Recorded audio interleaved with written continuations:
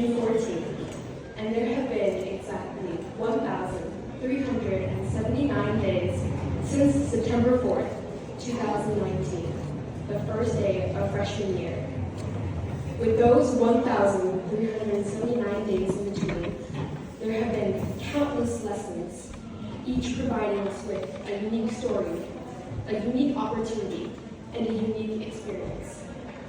Many of those have formed who we are today.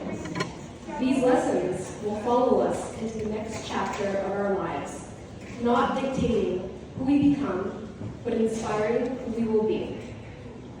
However, as we begin this new journey, we will inevitably reach a crossroads, unsure of who we are and who we want to become. We will begin to question the dynamic parts that make up your personality, the friends that we surround ourselves with, and the passions that we want to pursue. The paths we choose are not entirely relevant. What matters is that we are true to who we are and where we come from. My name is Mohuwa, originated from the Bongo language, the name of an exquisite white flower, frequently mentioned in traditional literature in Bangladesh, especially poetry. Chosen by my parents, it was their way of maintaining a piece of their home and their mother language 7,000 miles away on a different continent. 6 letters and 3 syllables. But the 6 letters had seemed like an impossible tongue twister for all of my life. I had heard every combination of the letters, and I had recoiled each time I heard the butchered vowels and consonants jumbled together. However, the word was always simple in my mind. It rolled off my mother's tongue just as any other word had. It was uniquely mine. Not a name that was inscribed onto toasty mugs or keychains, but one that required customization. It was only mine. 1,379 days ago, the halls of Kanyak felt like a small city, bustling with life and always filled with a cacophony of voices. During the 7-minute passing period, it felt like an entire lifetime could flash before my eyes. People from all different walks of life came together, each with their own story, passions, and ambitions. So what did I do? Like you, I set out to go find my own story, passions, and ambitions. However, in a new school, I was a small fish in a big pond. I quickly found myself replacing that Bongo word, Mohuwa, with Momo. It was short, easy to read, and allowed me to blend in. My friends liked it. It was simple, easy, and memorable. This time, my nickname rolled off other people's tongues smoothly, but not like when my mother had said it.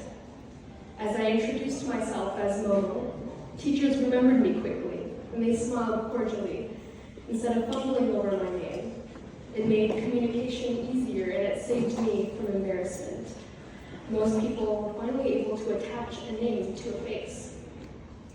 I felt somewhat at ease, knowing that I had made things easier for them. It was just a nickname, wasn't it?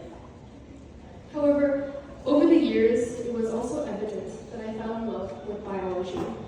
The world of natural science nearly danced between the lines of human creativity and human capabilities, and I intended to bring those worlds closer together. I wanted to bring sci-fi to life. While learning about plants, cells, and evolution, one thing in particular stood out to me: genetics, the instruction manual of life. From the intricate structure of the double helix to the 4-letter code that created life, genetics captivated me. Although many things remained uncertain, I knew my love for this subject would be everlasting. As my infatuation for DNA grew, I came to appreciate not only the deeply individual aspect of the field of study, but also the value of finding your place in a new environment.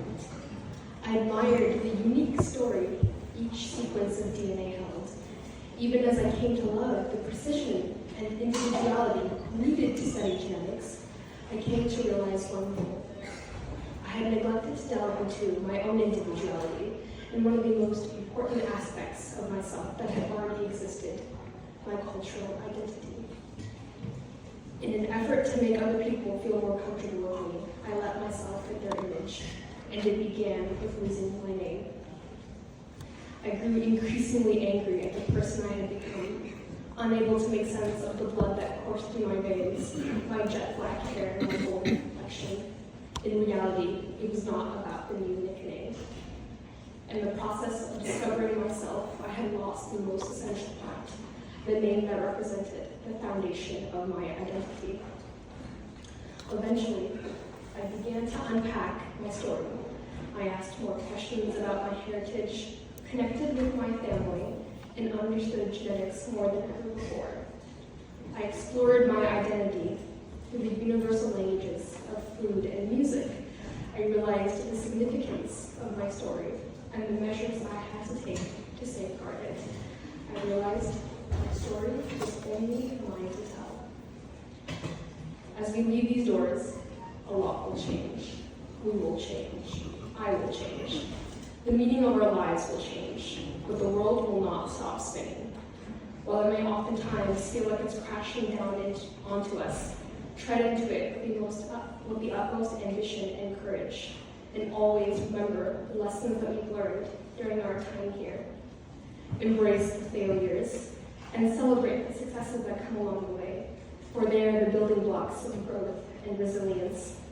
Just as the flower, after which I am named, holds its own heat and significance, so do all of us. Remember the experiences that shaped us. Carry them with you as you navigate our path, the future, and most importantly, our identity. Let them guide us toward our true purpose.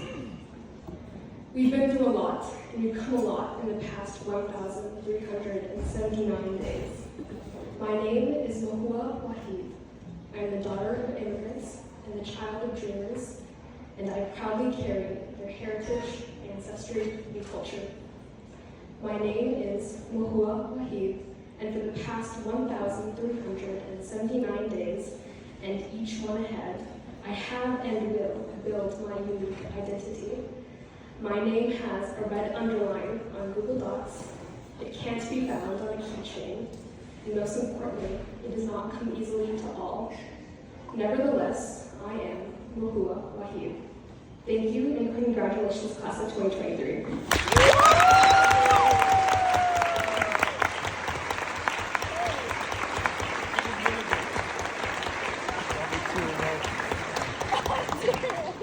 She's pretty good at that,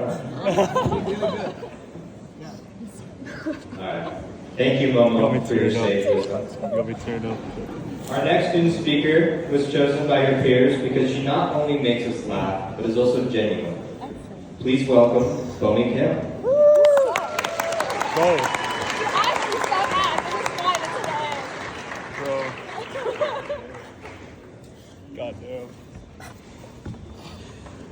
Good morning.